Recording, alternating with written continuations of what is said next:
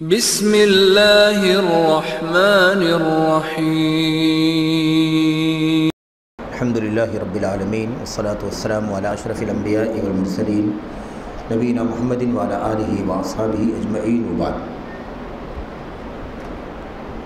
برادران اسلام، دینی و ملی بھائیوں، نوجوان دوستوں، احباب و بزرگوں، قابل احترام ماں اور بہنوں، عزیز بچوں، اللہ تبارک و تعالیٰ کے فضل و کرم سے، اس کی توفیق سے عقیدہ و سنت سے متعلق سلف صالحین کے اقوال، اس عنوان سے جو سلسلہ یہاں جامع مسجد اہل حدیث مومن پورہ میں پچھلے ہفتوں سے جاری ہے، چل رہا ہے، اس سلسلے کا ہمارے سامنے جو موضوع اس وقت ہے وہ یہ ہے کہ ظالم حاکم کے ظلم پر صبر کرنے اور اسے برا بھلا نہ کہنے کا حکم۔ یہ نبی کریم صلی اللہ علیہ وسلم کی احادیث، حضرات صحابہ کرام کے اقوال فرمودات، حضرات تابعین اور اسی طرح سے سلف صالحین کے دیگر ائمہ، علماء اور اسی طرح سے بہت سارے محدثین اور فقہائے امت کے اقوال فرمودات یہاں پر منقول ہیں۔ اس کی روشنی میں ہمیں یہ بات جاننے میں مدد ملے گی۔ اس سے پہلے ہم نے کئی ایک حدیثیں نبی کریم صلی اللہ علیہ وسلم کی بھی پڑھی ہیں، اور ایسے ہی انس بن مالک رضی اللہ تعالی عنہ کا ایک قول ہمارے سامنے آیا۔ اس طرح سے کل تقریباً 2 حدیثیں مرفوع حدیثیں، اور ایسے ہی انس بن مالک رضی اللہ تعالیٰ عنہ کا ایک اثر، ایک قول ان کا، یہ ہم نے پچھلے درس میں پڑھا ہے، اور انہی تینوں دلیلوں کی روشنی میں کچھ باتیں آپ کے سامنے ذکر کی گئی تھیں۔ آج مزید آگے کی جو باتیں ہیں وہ آپ کے سامنے پیش کی جا رہی ہیں۔ ہمارے سامنے ابو الدرداء رضی اللہ تعالیٰ عنہ، ہم اور آپ جانتے ہیں نبی کریم صلی اللہ علیہ وسلم کے معروف جلیل القدر صحابی ہیں ابو الدرداء رضی اللہ تعالیٰ عنہ۔ انہوں نے ایک بات بڑی ہی عظیم الشان کہی ہے، اور وہ بات، وہ قول اس وقت بھی ہمارے سامنے ہے، اور غالباً یہ قول ہم نے اس سے پہلے بھی مقدمے کے ضمن میں پڑھا ہے، اور اس سے پہلے بھی یہ بات آئی تھی کہ بہت سارے اقوال ہیں جو موضوع کی اہمیت کے پیش نظر مختلف ابواب میں، مختلف فصلوں میں آپ کے سامنے آتے رہیں گے۔ ایسا بھی ہو سکتا ہے کہ بعض اقوال مکرر آپ کے سامنے آئیں۔ اسی قبیل سے یہ بھی ہے، آپ دیکھیے، حاکم کے ظلم پر صبر کرنے اور اسے برا بھلا نہ کہنے کا حکم، یہ عنوان ہے۔ اب اس سے متعلق یہ قول بھی ابو الدرداء رضی اللہ تعالیٰ عنہ کا ہے۔ ابو الدرداء فرماتے ہیں، ان اول نفاق المرء طعنہ علی امامہ، ان اول نفاق المرء طعنہ علی امامہ، آدمی کا نفاق، آدمی کے نفاق کی شروعات کہاں سے ہوتی ہے؟ آدمی کے نفاق کی شروعات کہاں سے ہوتی ہے؟ طعنہ علی امامہ، اس کے اپنے امام کی عیب جوئی سے ہوتی ہے۔ جب وہ اپنے امام، اپنے حاکم، اپنے ولی امر، اپنے امام، اپنے بادشاہ، جو بھی اس کا لقب ہو، وقت اور زمانے کے اعتبار سے، ملک اور ایسے ہی مختلف خطوں کے اعتبار سے جو بھی لقب، جو بھی نام بنتا ہو، مسلمانوں کا جو حاکم ہے، مسلمانوں کا جو ولی امر ہے، اس کی عیب جوئی کرنا، اس کی برائی کرنا، اس کی کمیوں کو، خامیوں کو نکال کر لوگوں کے سامنے بیان کرنا، یہاں سے آدمی کے نفاق کی شروعات ہوتی ہے۔ طعن کسے کہتے ہیں؟ طعن کہتے ہیں عیب لگانا، برائیاں بیان کرنا، طنز کرنا، بہت سارے عیوب جو نہیں ہیں وہ بھی بسا اوقات شامل کر دینا، یا جو کمیاں خامیاں ہیں اسے کھولنا، لوگوں کے سامنے اسے بیان کرنا، یہ ہے طعن کرنا۔ تو ابو الدرداء رضی اللہ تعالیٰ عنہ یہ بات بیان کر رہے ہیں، ان اول نفاق المرء طعنہ علی امامہ، آدمی کے نفاق کا آغاز، آدمی کا پہلا نفاق اب نفاق کی 2 قسمیں ہوتی ہیں، ہم اور آپ جانتے ہیں۔ ایک نفاق تو وہی ہے جس کو نفاق اکبر کہتے ہیں، نفاق عقدی کہتے ہیں، جو نبی کریم صلی اللہ علیہ وسلم کے دور میں مدینہ طیبہ میں ہجرت کے بعد مدینے کے اندر پایا گیا، جس کا سردار، جس کا سرغنہ عبداللہ بن ابی بن سلول، جس کو رئیس المنافقین کے نام سے جانا جاتا ہے، وہ تھا۔ اور نبی کریم صلی اللہ علیہ وسلم کی بعثت سے پہلے، آپ کی آمد سے پہلے اہل یثرب اسے اپنا بادشاہ، اپنا سردار نامزد کر چکے تھے، اور اس کے لیے تاج کی تیاری کا حکم دیا جا چکا تھا، تاج تیار کیا جا رہا تھا۔ اور اسی بیچ میں نبی کریم صلی اللہ علیہ وسلم کی ہجرت کا واقعہ پیش آیا۔ آپ علیہ الصلوۃ والسلام اللہ تبارک و تعالیٰ کے حکم سے ہجرت کر کے مکہ سے مدینہ تشریف لائے، اور آپ کے صحابہ کرام آئے۔ جو کچھ بھی منصوبہ اہل یثرب کا تھا، اور عبداللہ بن ابی بن سلول کو اپنا حاکم، اپنا بادشاہ، اپنا رئیس، سردار بنا لینے کا جو منصوبہ تھا، یہ سارا کا سارا دھرا رہ گیا۔ اب مشکل یہ تھی کہ وہ شخص کیا کرے۔ اس لیے اس نے ایک ایسا راستہ اختیار کیا جو درمیان کا راستہ تھا، اپنے کفر پر قائم رہنا، اپنے شرک پر، بدعقیدگی پر، بت پرستی پر قائم رہنا، اندرونی طور پر، اور سامنے لوگوں کے سامنے اپنے آپ کو مسلمان ظاہر کرنا۔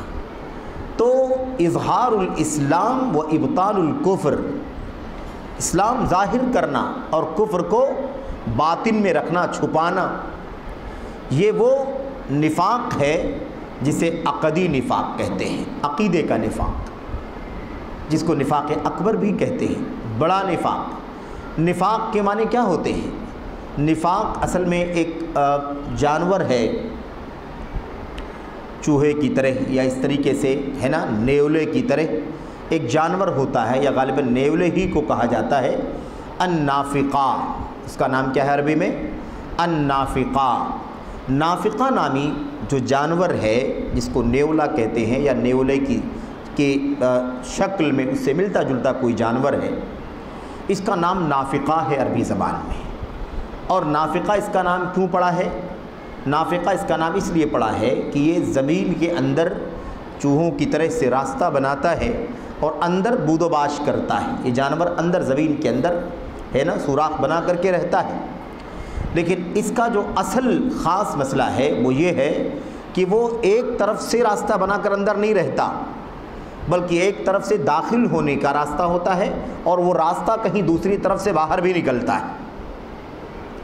اگر کوئی اسے دیکھ لے کہ اس سوراخ میں داخل ہوا ہے، اور وہ کوشش کرے کہ اس راستے کو بند کر دے تاکہ اس کی موت ہو جائے، یا مثال کے طور پر وہ قابو پا لے، تو وہ ایسا جانور نہیں ہے، بلکہ اس کے پاس دوسرا راستہ ہے جہاں سے وہ باہر نکل جاتا ہے۔ اسی حرکت کی وجہ سے اس کا نام نافقہ ہے، اور یہیں سے یہ لفظ نفاق کا لیا گیا ہے۔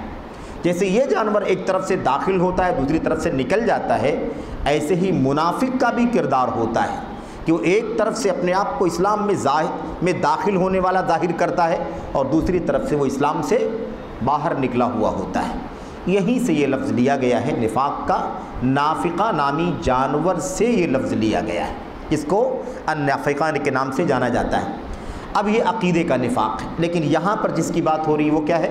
یہ عقیدے کا نفاق نہیں ہے، یہ عمل کا نفاق ہے۔ عقیدے کا نفاق اگر ہوگا، ایسا ہو سکتا ہے کوئی عقیدے کے نفاق والا بھی آدمی ہو، جو ولی امر، مسلمانوں کے حاکم اور ولی امر کے سلسلے میں سامنے لوگوں کی یہ ثابت کرتا ہو کہ میں مسلمان بھی ہوں، اور وہ اندر سے کفر چھپایا ہوا ہو مثال کے طور پر، تو ایک الگ چیز ہے۔ لیکن عام بات یہ ہے کہ مسلمان ہوں، اسلام کے نام لیوا ہوں، کلمہ گو ہوں، اور قرآن، سنت اور کلمہ توحید اور قبلہ و کعبہ کی طرف جھکنے والے ہوں، مسلمانوں کے ساتھ نماز پڑھتے ہوں، اور ایسے ہی مسلمانوں کے ذبیحے کو حلال سمجھتے ہوں، اور ایسے ہی قبلے کی طرف چہرہ کر کے نماز اور دیگر عبادات انجام دیتے ہوں۔ اللہ کے نبی صلی اللہ علیہ وسلم نے فرمایا تھا، من صلی صلاتنا واستقبل قبلتنا واکل ذبیحتنا فذلک مسلم۔ جو آدمی ہماری نماز پڑھے، جو آدمی ہمارے قبلے کی طرف چہرہ کرے یعنی ہماری قبلے کی طرف چہرہ کر کے عبادات کرے، اور ایسے ہی ہمارا ذبیحہ کھائے، فذالک مسلم، تو وہ مسلمان ہے ظاہری طور پر۔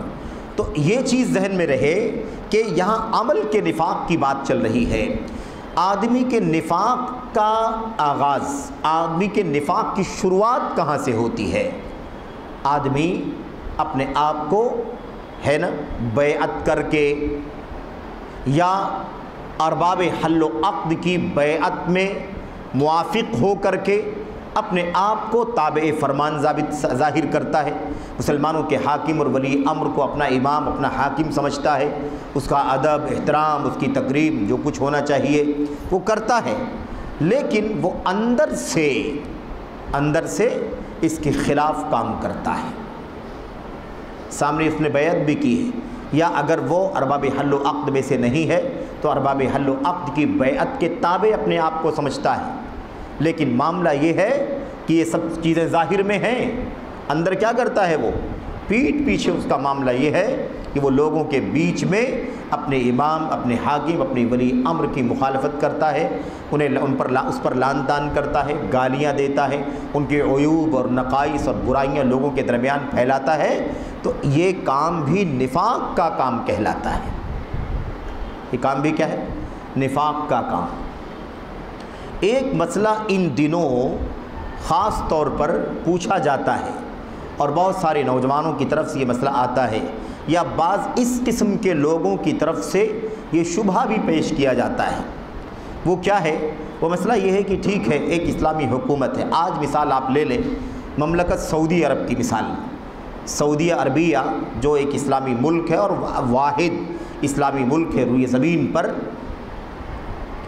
اسلامی اصطلاح کے مطابق، ورنہ ایسے تو گنتی میں لوگ 50 سے اوپر کی تعداد بیان کرتے ہیں مسلم ممالک کے نام پر، لیکن ان کے یہاں جو کچھ نظام مملکت چلتا ہے وہ بہت سارے دنیوی نظام سے متعلق ہے، وہ کہیں جمہوریت ہے، کہیں حکومت کا دوسرا کوئی نظام ہے، کہیں کچھ اور ہے، مختلف انداز کے نظام چلتے ہیں، لیکن شریعت کے نظام کے مطابق اور اصل اور بنیاد کے مطابق جو ملک اسلامی ملک کہلا سکتا ہے وہ مملکت سعودی عرب ہے، جہاں پر اسلامی احکام، شعائر، حدود، قصاص اور ایسے ہی فرائض، واجبات اور تمام چیزیں ولی امر کے حکم کے تابع ہو کر کے قابل تنفیذ ہوتی ہیں اور نافذ رہتی ہیں، الحمدللہ۔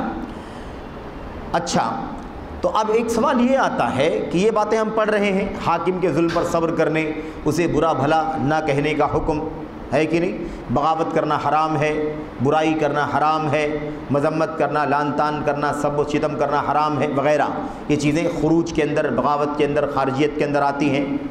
تو اب اس پس منظر میں بعض لوگ یہ سوال کرتے ہیں کہ یہ خروج، یہ بغاوت اور یہ چیزیں بری ہیں، غلط ہیں، بھئی جس ملک کے عوام ہیں، جس ملک کا حاکم ہے، جس ملک کا بادشاہ ہے، اس ملک کے عوام اگر مخالفت کریں، گالی دیں، لعن طعن کریں، سب و شتم کریں، یا اس کی برائیاں یہاں وہاں پھیلائیں یا اکسائیں، بھڑکائیں، مثال کے طور پر، تب تو ان کو خارجیت کہا جائے گا۔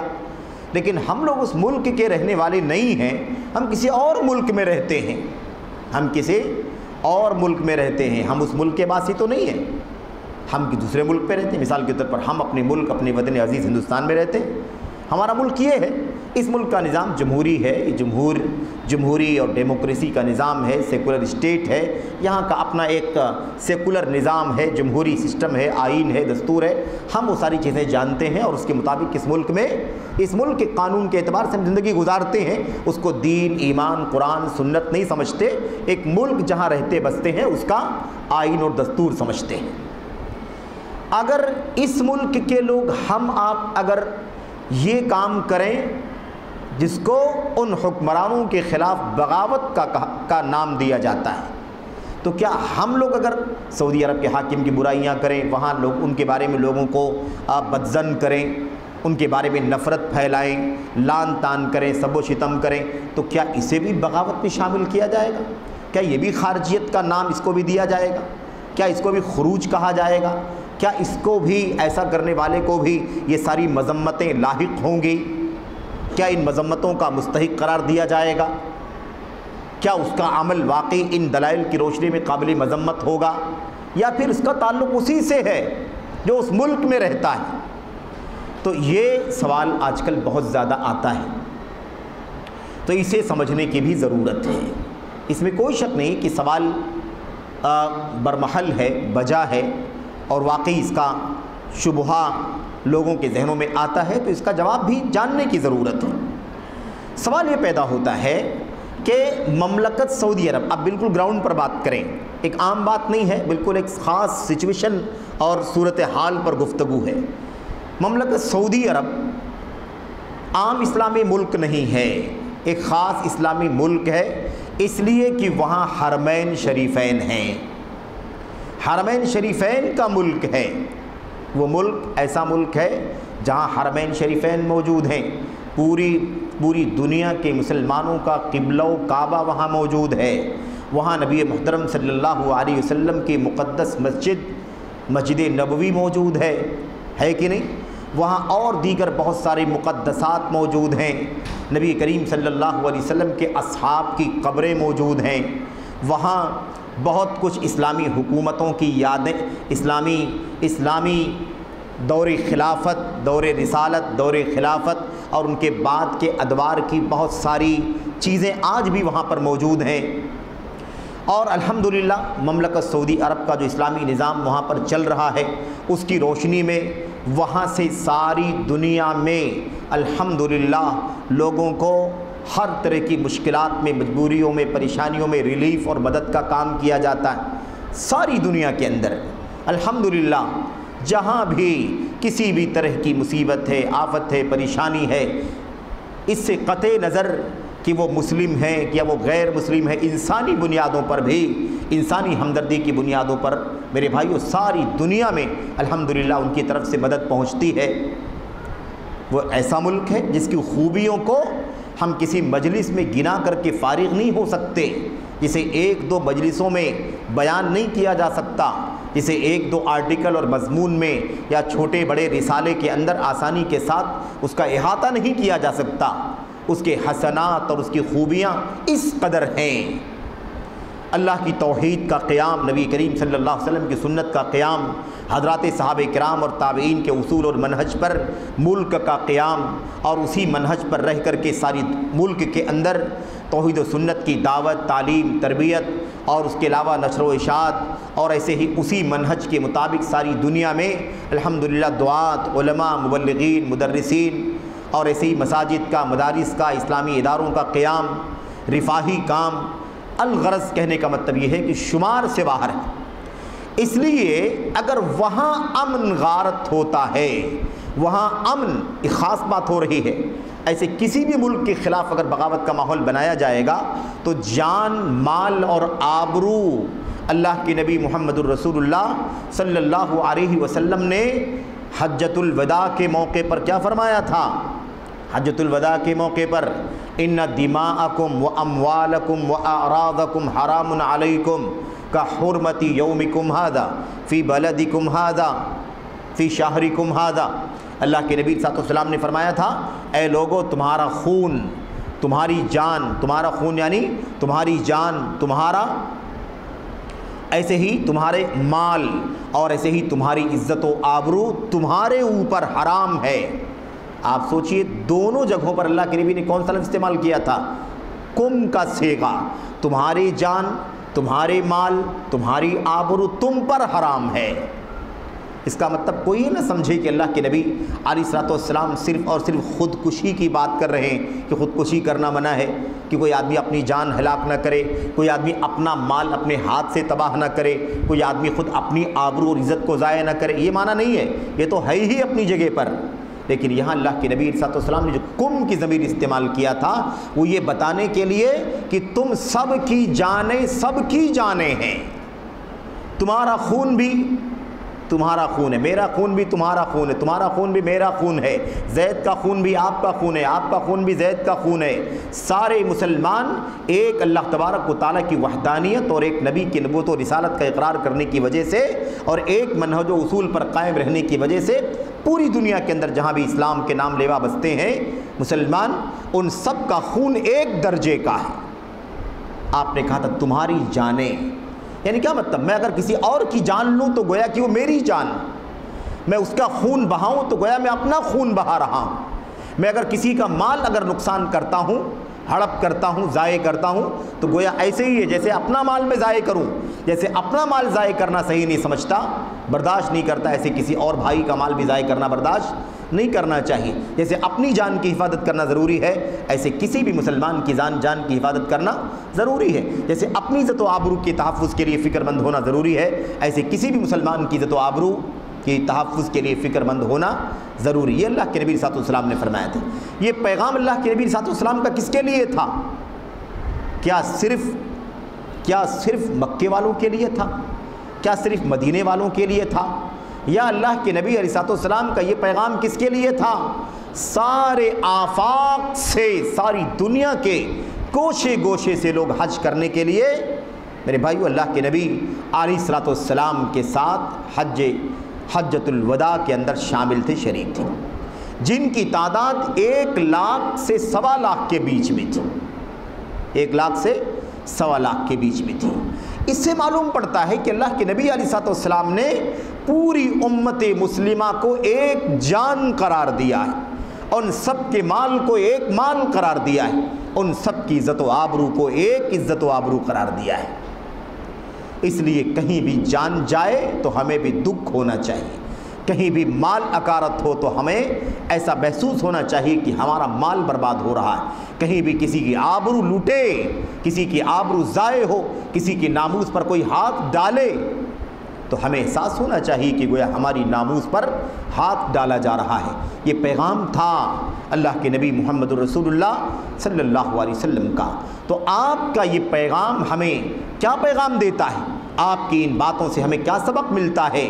کہ یہ بات اچھی طرح سے ہم سمجھ لیں کہ اگر ہم دنیا کے کسی خطے میں، کسی گوشے میں بیٹھ کر اگر سعودی عرب یا کسی اسلامی ملک کے، کسی اسلامی ملک کے حاکم اور حکمران کے خلاف اگر اکسانے کا کام، بھڑکانے کا کام کریں، اور آج خاص طور پر میڈیا کا دور ہے، خاص طور پر خارجیت کی ذہنیت والے دنیا کے گوشے گوشے میں پھیلیں، اس کو ایسے سمجھ کر کے دیکھیں، اس کو ایسے سمجھ کر کے دیکھیں، مثبت اور منفی دونوں پہلوؤں سے غور کریں۔ اگر اسلامی حکومت کے حکمران کے خلاف اگر اکسانے بھڑکانے کا کام صحیح ہے، جیسا کہ لوگ سمجھتے ہیں کہ اس میں کوئی عیب کی بات نہیں ہے، تو بات سمجھنے کی یہ ہے کہ کیا اگر ساری دنیا سے بیٹھ کر کے لوگ ان حکمرانوں کا دفاع کریں، جیسے آپ یہاں بیٹھ کر کے مسلم حکمرانوں کے ظلم پر صبر کرنے اور انہیں برا بھلا نہ کہنے کا حکم بیٹھ کر کے پڑھ رہے ہیں، تو اس سے کیا اچھی قدریں ساری دنیا میں پھیل رہی کہ نہیں پھیل رہی ہیں؟ کیا لوگوں کی ذہن سازی ہو رہی کہ نہیں ہو رہی ہے کہ مسلم حکمرانوں کے خلاف بدزبانی نہیں ہونی چاہیے، صبر کیا جانا چاہیے، گالی گلوچ کی صورت نہیں بننی چاہیے؟ جیسے اس سے خیر پھیلتا ہے اور اس کا خیر وہاں تک بھی پہنچتا ہے، اور دنیا میں جہاں بھی لوگ بستے ہیں سب تک یہ پیغام پہنچتا ہے، اور بغاوت کے ماحول میں اور خروج کے ماحول میں جو لوگ ڈوب رہے ہیں انہیں اس سے رہنمائی ملتی ہے، اور انہیں اللہ کے نبی علیہ السلام کی تعلیمات سے بغاوت کی مذمت کا بھی پتہ چلتا ہے، سلف صالحین کی تعلیمات سے انہیں رہنمائی ملتی ہے کہ اس کے قدم اچھا نہیں ہے۔ تو جیسے اس سے مثبت فائدہ پہنچتا ہے ساری دنیا کے اندر، ایسے ہی اگر کوئی بغاوت کرے گا، کوئی یہاں وہاں سے، مشرق سے، مغرب سے، شمال سے، جنوب سے، عرب سے، عجم سے، یورپ سے، کہیں سے بھی بیٹھ کر کے اگر مسلم حکمرانوں کے خلاف اکسانے بھڑکانے کا کام کرے گا تو وہاں جو آفت، مصیبت، بلا آئے گی، جان کے نقصان، مال کے نقصان ہوں گے، آبرو ضائع ہوگی، وہاں اس ملک کا امن و امان برباد ہوگا۔ حرمین شریفین کا جو ملک ہے تو اس کا اثر ساری دنیا کے مسلمانوں پر پڑے گا یا نہیں پڑے گا؟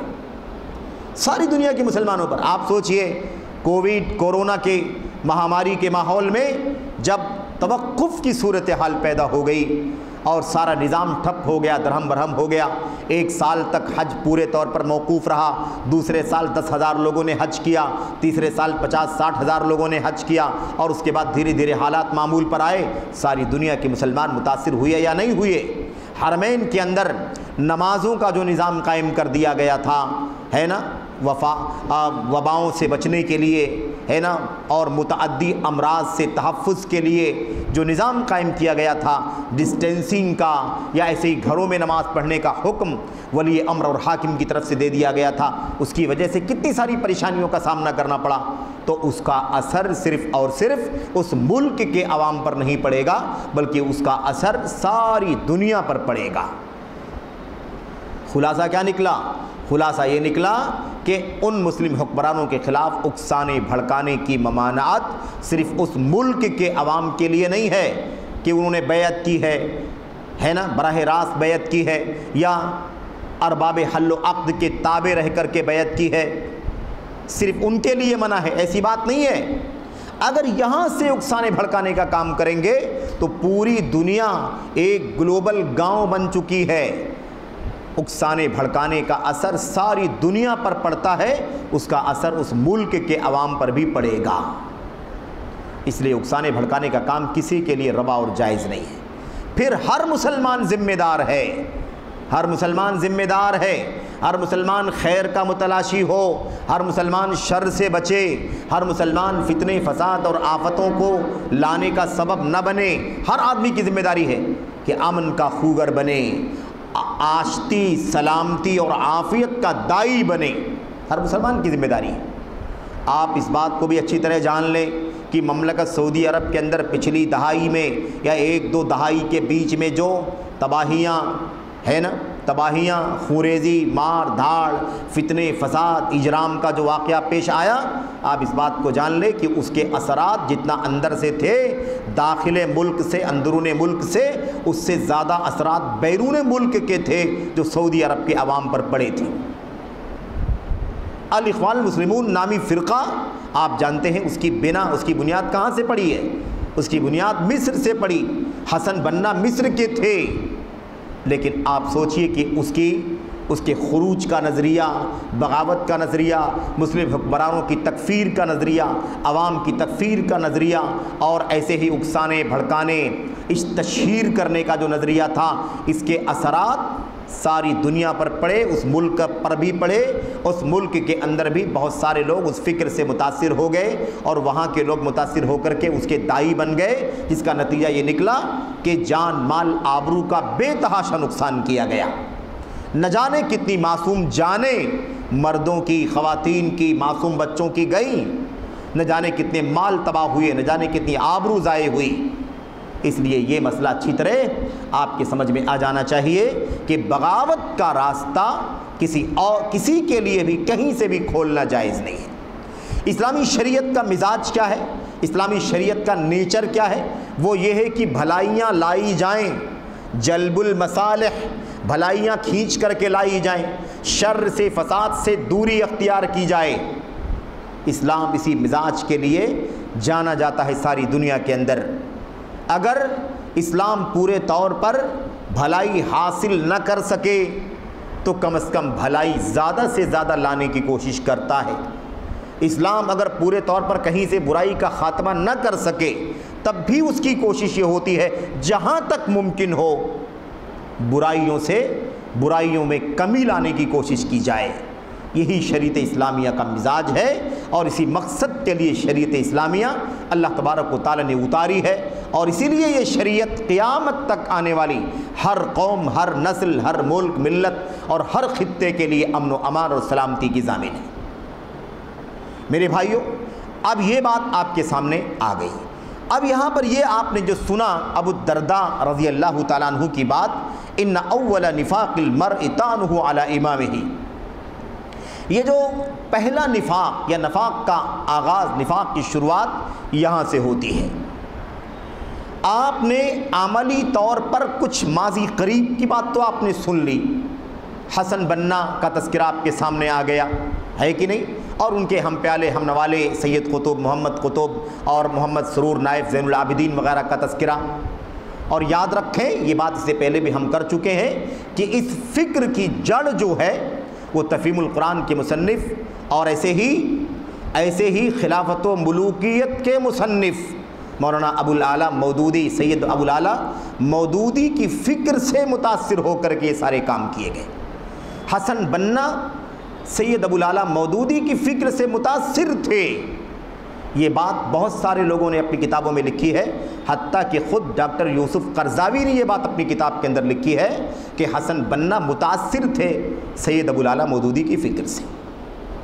اچھا، اس وقت بالکل کرنٹ حالات جو ملک اور وطن کے ہیں، یہاں سے آپ دیکھیے اس کا اثر کہاں سے کہاں تک پڑتا ہے۔ یہاں سلمان ندوی صاحب ہیں ہمارے وطن کے اندر، وہ آئے دن اپنی ویڈیوز کے ذریعے سے، چھوٹی بڑی عربی اردو زبان کی ویڈیوز کے ذریعے سے، ہے نا، سعودی حکومت کو برا بھلا کہنا، گالی گلوچ کرنا، ائمہ حرمین پر لعن طعن کرنا، انہیں صہیونی یہودی ایجنٹ کہنا، محمد بن سلمان جو ولی عہد ہیں اس وقت ملک سلمان کے، ہے نا، ان کو پورے طور پر آزاد ہو کر کے گالیاں دینا، اور زناکاری، فحشکاری اور فضول خرچی، اور اس کے علاوہ ظلم اور زیادتی، اور اس کے علاوہ نہ جانے جتنا بھی ان کے بس میں ہوتا ہے وہ کوئی کسر نہیں چھوڑتے، صبح شام عربی میں اردو میں لگے ہوئے ہیں۔ بہت سارے ممالک کا دورہ کرتے ہیں اور دیگر ممالک میں جا کر کے بھی عربی میں خطابات کر کے ایک ہی مشن ہے، سعودی حکومت کی مخالفت کرنا، ولی امر محمد بن سلمان بن عبدالعزیز اور اسی ولی عہد محمد بن سلمان کی مذمت کرنا، وہاں کے علماء کی برائی کرنا، وہاں کے ہیئت کبار العلماء کی مذمت کرنا، وہاں کے دارالافتاء کی مذمت کرنا، وہاں کے بڑے علماء کی مذمت کرنا، ایسے ہی خاص طور پر، ہے نا، ائمہ حرمین کا، خاص طور پر ڈاکٹر عبد الرحمن بن عبدالعزیز السدیس جو رئیس شؤون الحرمین ہے، بلکہ رئیس الشؤون الدینیہ بے شؤون الحرمین ہے، میرے بھائیوں، جن کا مقام ایک وزیر کی حیثیت سے ہے، ان کے خلاف میرے بھائیوں کھلے کھلے لفظوں میں دجال، کذاب، فاسق، فاجر اور منافق اور صہیونی اور یہودی جو بھی ان سے ممکن ہوتا ہے سب کچھ کہتے ہیں۔ آپ یہ بتائیے کہ کیا ان کی تقریروں سے اندر باہر دنیا کے مشرق مغرب کے لوگوں کا ذہن خراب نہیں ہوتا؟ اس لیے یہ بات اچھی طرح سے ذہن میں ازبر رہنی چاہیے کہ یہ جو بغاوت کی فضا بنتی ہے نا، کہاں سے کون کس کی بات سن لیتا ہے متاثر ہو جاتا ہے۔ آپ نے یہ بھی سنا ہوگا، فلاں نے کوئی اقدام کر دیا فلاں کی تقریر سن کر کے، فلاں نے کوئی قدم اٹھا لیا فلاں کی تقریر سن کر کے، فلاں کا لیکچر سن کر کے، یہ بھی آپ نے سنا ہے۔ تو یہ کوئی نئی بات نہیں ہے، کوئی انہونی بات نہیں ہے، اس لیے یاد رہے کہ یہ ہے نفاق۔ یہ کیا ہے؟ نفاق۔ اسی لیے آپ یہ بھی دیکھیے کہ حضرت ابو الدرداء رضی اللہ تعالیٰ عنہ نے بھی اس کو عموم کے ساتھ بیان کیا ہے۔ کیا فرمایا؟ ایک دم عموم کے ساتھ، ان اول نفاق المرء طعنہ علی امامہ، آدمی کے نفاق کی شروعات اپنے امام، کوئی بھی کہیں بھی یہ کام کرے، طعنہ کرنا، عیب جوئی کرنا، برائی کرنا، کیا ہے یہ دراصل نفاق کی نشانی۔ اس کا مطلب سامنے بیعت، سامنے ہمدردی، سامنے ادب، سامنے احترام، اور اس کے بعد پیچھے سے اندرونی بباطن کیا کرنا ہے نا، اپنے امام کے خلاف طعنہ زنی کرنا۔ تو اب اس کام کے اندر جہاں اندر کے لوگ ہے نا مضر ہیں، نقصان دہ ہیں، بغاوت اور فتن و فساد کا سبب ہیں، اجرام کا سبب ہیں، اور ایسے ہی امن و سلامتی اور عافیت کے خلاف بغاوت کا جھنڈا اٹھانے والے ہیں، ایسے ہی جہاں سے بھی یہ آواز اٹھے، جہاں سے بھی کوئی تحریر نکلے، یاد رکھیں اس کا ضرر، اس کا نقصان مملکت سعودی عرب کو پہنچتا ہے، اور وہاں کا نقصان ساری دنیا کے مسلمانوں کا نقصان ہے۔ اس لیے یاد رہے کہ اس میں کسی کے لیے بھی جائز نہیں ہے کہ وہ امن و امان کو غارت کرے، امن و امان کو غارت کرے، فتنے، فساد، اجرام کا سبب بنے۔ دنیا کے کسی بھی خطے میں ایک مسلمان رہتا ہو، ایک مسلمان دنیا میں کہیں بھی رہے، امن پسند ہوتا ہے، امن پسند ہوتا ہے، مسلمان رحمت ہوتا ہے، ساری دنیا کے کسی بھی خطے میں رہتا ہو، مسلمان رحمت کا سبب ہے، مسلمان امن اور آشتی کا دائی اور علمبردار ہے۔ اور یاد رکھیں صرف مسلمانوں کے لیے نہیں، مسلمان امن و راحت کا، امن و رحمت کا، سلامتی اور عافیت کا دائی ہے، علمبردار ہے، اس کا نمائندہ ہے۔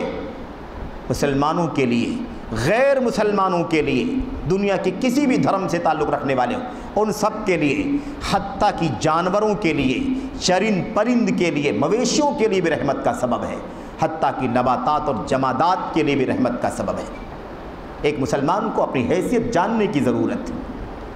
یہ خود اپنے آپ میں ایک حیرت انگیز سوال ہے، اور یقیناً یہ سوال، یہ سوچ، یہ فکر خارجیت زدہ سوچ ہے، متاثر سوچ ہے۔ اس قسم کے دنگائی خطیبوں، جن کو خطباء الفتنہ کہا جاتا ہے، جنہیں خطباء الفتنہ کہا جاتا ہے، ایسے خطباء الفتنہ، فتنے کی آگ بھڑکانے والے مقررین، ان لوگوں کی تقریروں سے متاثر ہونے والوں کے سوالات ہوتے ہیں کہ وہ یہ کہیں کہ ہم اس ملک میں نہیں رہتے ہیں تو کیا ہم دنگا فساد پھیلا سکتے ہیں کہ نہیں پھیلا سکتے، اس کا سبب بن سکتے ہیں یا نہیں بن سکتے۔ ورنہ ایک مسلمان تو اپنے آپ کو پہچانے، جو پہچانے اپنے آپ کو، کبھی یہ قدم نہیں اٹھا سکتا۔ اس کے ذہن میں تو یہ سوال بھی پیدا نہیں ہو سکتا ہے کہ رہے مسلمان اور وہ بات کرے کہ میرے لیے کون سی ممانعت ہے کہ سعودی عرب میں دنگا پیدا ہو جائے، فلاں اسلامی ملک کے اندر تباہی آ جائے۔ اچھا، اس کا اثر ایسا بھی نہیں ہے کہ انہی ملکوں پر پڑتا ہے، یہاں بھی کتنی خوریزیاں ہو رہی ہیں۔ ہر ملک میں، ہر خطے میں، ہر شہر میں کبھی بھی مثبت سوچ کا انجام مثبت ہوتا ہے اور منفی سوچ کا انجام منفی ہوتا ہے۔ کوئی بھی غلط قدم کبھی بھی اچھائی کا نتیجہ نہیں پیدا کر سکتا۔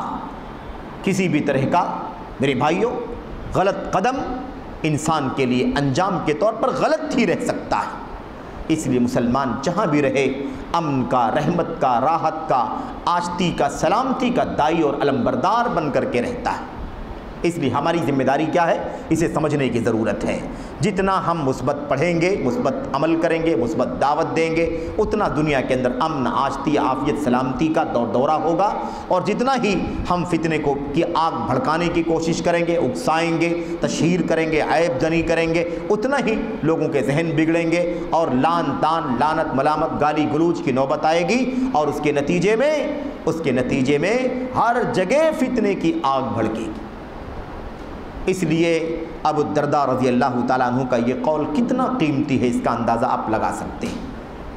ابو الدرداء رضی اللہ تعالیٰ عنہ کی حکیمانہ تعبیر آپ دیکھیں، انہوں نے لفظ جو استعمال کیا، نفاق کا استعمال کیا، اس لیے کہ ظاہر کے خلاف ہے باطن، باطن میں کچھ اور ہے، ظاہر میں کچھ اور ہے۔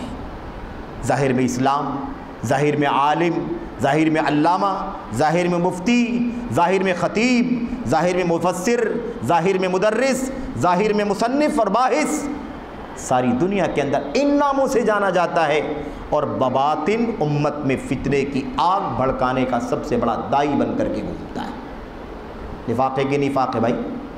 اندر کچھ ہے، باہر کچھ ہے، ایسا ہے کہ نہیں ہے؟ یہ تعبیر نفاق کے لفظ کی بڑی عظیم الشان تعبیر ہے، کیونکہ یہ صحابہ ہے نبی کریم صلی اللہ علیہ وسلم کے، ان سے زیادہ دنیا میں کوئی علم والا، بصیرت والا نہ پیدا ہوا ہے اور نہ کبھی قیامت سے پہلے پیدا ہو سکتا ہے۔ اچھا خیر، اس کے بعد اگلا قول دیکھیے، اگلا قول، اگلی عبارت، یہ بھی ابو الدرداء رضی اللہ تعالیٰ عنہ کی ہے۔ ابو الدرداء رضی اللہ تعالیٰ عنہ نے کیا فرمایا؟ یہ روایت جو آگے آ رہی ہے یہ السنہ کی ہے، ابن ابی عاصم کی جو کتاب ہے السنہ، اس کتاب کے اندر یہ روایت موجود ہے۔ اثر سند کے اعتبار سے ضعیف ہے، سند کے اعتبار سے ضعیف ہے، لیکن یہ مضمون بہت ساری دلیلوں کے اندر ثابت ہے۔ یہ مضمون جو ہے نا، اس کے اندر یہ مضمون بہت ساری دلیلوں کے اندر، بہت سارے اقوال کے اندر، بہت سارے آثار کے اندر ثابت ہے، اس لیے سند کے اعتبار سے ضعیف ہے، لیکن معنی کے اعتبار سے، مضمون کے اعتبار سے مستند ہے، درست ہے، صحیح ہے، تائید شدہ ہے۔ اس لیے یہ غلط فہمی دور ہو جانی چاہیے۔ اس کے ہم معنی صحیح احادیث و آثار کے سبب اس سے استیناس کیا جا سکتا ہے، یعنی کیا مطلب؟ اس سے قریب ہو کر کے اس سے فائدہ اٹھایا جا سکتا ہے۔ آئیے دیکھیں کیا کہتے ہیں بھائی۔ ایاکم ولعن الولاد، ایاکم ولعن الولاد فإن لعنهم الحالقہ وبغضهم العاقرہ قیل یا ابا الدرداء فکیف نصنع اذا رأینا منهم ما لا نحب قال اصبروا فإن اللہ اذا رأى ذلك منهم حبسهم عنكم بالموت۔ یہ ہے اتنی عظیم الشان عبارت۔ دیکھیں کیا کہتے ہیں، ابو الدرداء رضی اللہ تعالیٰ عنہ نے ایک بات تو وہاں فرمائی تھی جو صحیح سند کے ساتھ موجود ہے۔